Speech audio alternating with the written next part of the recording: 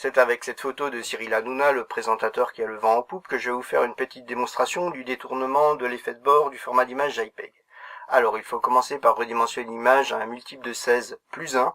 Donc là je vais prendre 16 fois 22 plus 1, ce qui fait 353 pixels de haut. Donc c'est bien plus petit qu'avant, mais ça convient parfaitement pour ce qu'on veut faire. Donc j'enregistre l'image au format JPEG avec une qualité de 50. Il est très important que la qualité soit inférieure à 51 pour activer le sous-échantillonnage chroma. Et il ne faut pas qu'elle soit au format progressif. Maintenant j'ouvre cette image dans JPEG Snoop, qui est un petit utilitaire qui permet de savoir plein de choses sur les images JPEG. Et plus particulièrement ce qui nous intéresse ici, c'est la petite bordure rouge et blanche qui matérialise la frontière entre la partie visible de l'image et la partie hors cadre que j'appelle l'effet de bord. Ici, cette bordure est particulièrement large en raison du sous-échantillonnage chroma qui est activé. On va maintenant essayer de réutiliser l'espace extérieur pour ajouter un petit message qui ne sera visible que dans un utilitaire comme JPEG Snoop.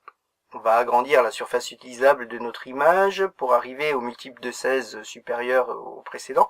Donc cette fois-ci, on aimerait que l'image ait une hauteur de 16 fois 23, donc ça nous fait 368. Et on dispose désormais d'une petite bande inférieure qui va nous permettre de saisir un texte. Donc l'aspect ludique de la chose est que le texte en lui-même ne sera pas visible, donc on peut se lâcher et marquer des choses rigolotes, ou alors faire des choses plus sérieuses en mettant une mention de copyright.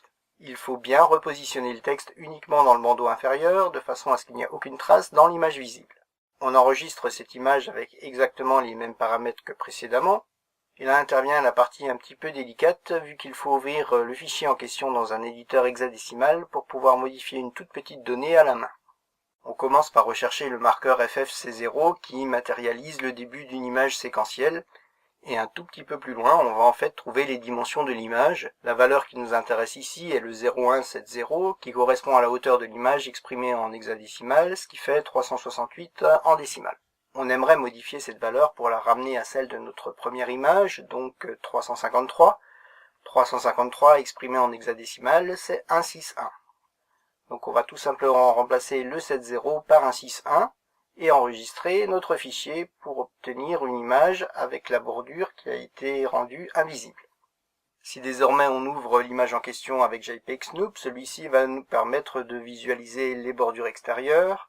Sans plus tarder, je vais vous dévoiler ce que j'avais marqué comme légende, et je vous laisse apprécier la portée hautement philosophique de ce petit texte. Si l'on ouvre cette image avec n'importe quel autre logiciel, le petit bandeau où figure la légende reste totalement invisible vu qu'il n'appartient pas à la partie visible de l'image.